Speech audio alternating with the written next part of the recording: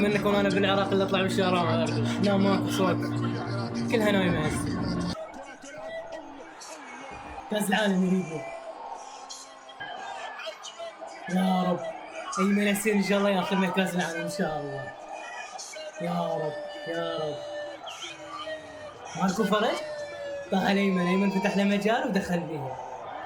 الحمد لله والشكر.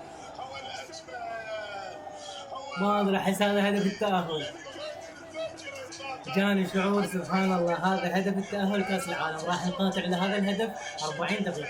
يا رب يا رب. اخير ثواني، اخير ثواني ركنيه انه يا رب يا رب. انتهت المباراه، انتهت. العراق الى كاس العالم ان شاء الله.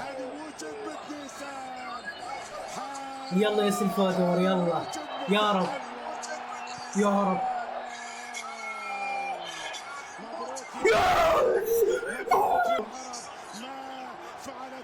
يا رب.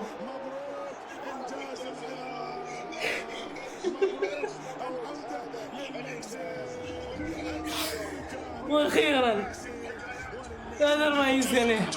لك يا رب. الحمد لله والشكر.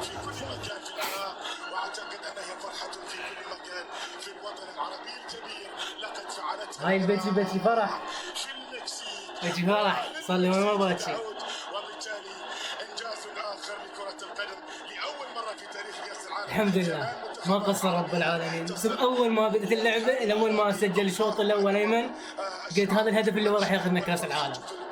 الف الحمد لله والشكر، الف الحمد لله والشكر. العراق الى كاس العالم 2026.